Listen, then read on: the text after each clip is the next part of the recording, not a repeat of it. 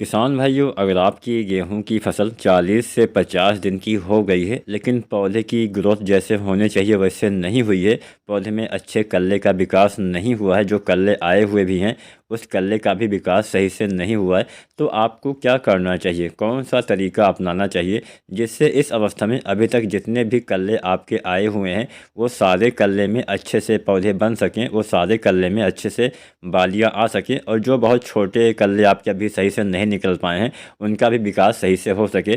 तो आज हम एक ऐसा तरीका बताएंगे जिससे जो भी आपके कल्ले अभी निकलना बाकी है वो निकल आएंगे और जो काफ़ी छोटे वाले कल्ले हैं उनका भी विकास सही से हो पाएगा। अब आपको पता होगा जब गेहूं में कल्ले निकलना स्टार्ट होता है तो सभी कल्ले ऐसा तो है नहीं कि हाँ एक बाद में ही निकल आते हैं, कुछ पहले निकलते हैं, कुछ देर से, कुछ बाद में निकलते हैं। तो जो पहले निकलते हैं वो उनकी साइज़ तो बड़ी हो जाती है, लेकिन जो बाद में देर से निकलते हैं वो थोड़ा छोटे रह जाते हैं। तो उन छोटे पौधे में हम कैसे फिर से अच्छे से बालियाँ पाएँ, आज हम ये भी आपको बताएंगे। तो चलिए ज़्यादा समय आपका नहीं लेते हैं, वीडियो हम स्टार्ट करते हैं।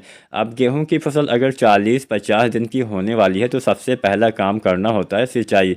गेहूं में हम दूसरा पानी इसी अवस्था में लगाते हैं। इस अवस्था को हम कल्ले की बढ़वार वाली अवस्था भी बोलते हैं। इस समय हमें गेहूं में दूसरा पानी लगाना चाहिए जिससे जितने भी कल्ले आए हैं उनका विकास सही ढंग से हो सके, लेकिन बहुत ज़्यादा पानी भरना नहीं है।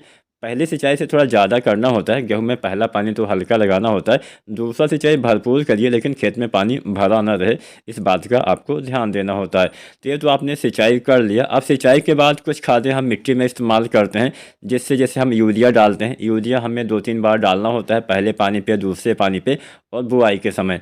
तो दूसरे पानी पे हम यूरिया डालते हैं 40 से 45 किलो पर एकड़ तक, यानी 1 एकड़ खेत में 40 से 45 किलो यानी 1 कट्टा यूरिया हम, 1 बैग यूरिया हम इस्तेमाल करते हैं। अब जब आप यूरिया डालते हैं तो पौधे का सही से वानस्पतिक विकास हो पाता है। बिना नाइट्रोजन की पूर्ति के भी हमारे पौधे में अच्छे से विकास नहीं हो पाएगा, लेकिन केवल नाइट्रोजन की पूर्ति से ही हम अच्छे कल्ले नहीं ले पाएंगे, ये भी बात उतना ही सही है। तो इसके साथ आप मिला सकते हैं ह्यूमिक एसिड। ह्यूमिक एसिड मिलाने से फ़ायदा ये मिलेगा कि अभी तक मान लीजिए पहले पानी पे आपने कुछ खादों का इस्तेमाल, जिंक वगैरह डाला, सल्फर वगैरह डाला, कुछ भी आपने मिट्टी में डाला, मैग्नीशियम डाला, फेरस डाला, तो क्या होता है कई बार ये सारे खादें जो है सही से काम नहीं कर पाती हैं, ये अघुलनशील रूप में चली जाती हैं।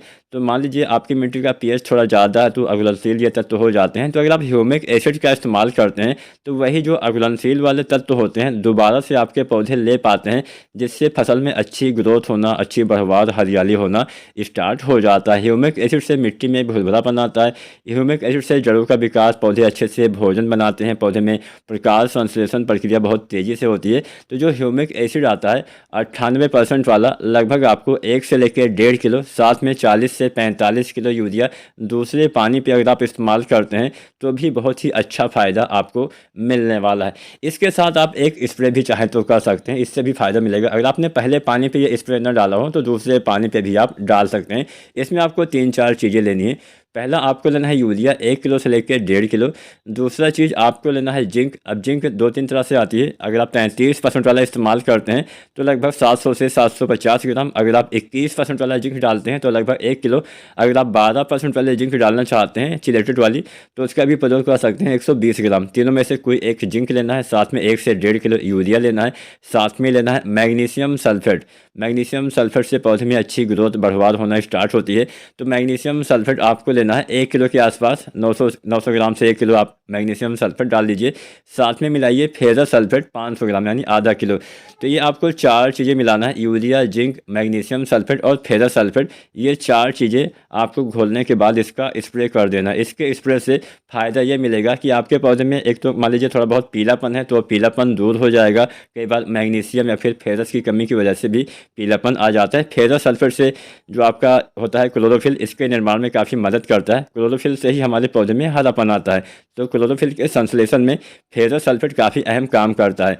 जो मैग्नीशियम सल्फेट होता है नाइट्रोजन फास्फोरस ग्रहण करने में मदद करेगा, पौधे में हरियाली लाने में, पौधे में प्रकाश संश्लेषण प्रक्रिया काफ़ी तेज़ी से करता है, जिससे पौधे भोजन अच्छे से बना पाते हैं। अगर आप जिंक का भी इस्तेमाल करते हैं तो जिंक से क्या होता है कि पौधे में एक भोजन जो बनता है, प्रकाश संश्लेषण प्रक्रिया, हरापन, पौधे की अच्छी ग्रोथ, बढ़वार, फुटाव, ये तमाम चीज़ें जिंक की वजह से भी होती हैं। और यूरिया से नाइट्रोजन की पूर्ति होगी तो हरियाली आएगी, अच्छी ग्रोथ होगी। 40 से 50 दिन पे ये NPK और यूरिया और ह्यूमिक एसिड आपको डालना है। सिंचाई के बाद इस्तेमाल करेंगे तो ज़्यादा लाभ मिलेगा। वीडियो को लाइक करें। धन्यवाद।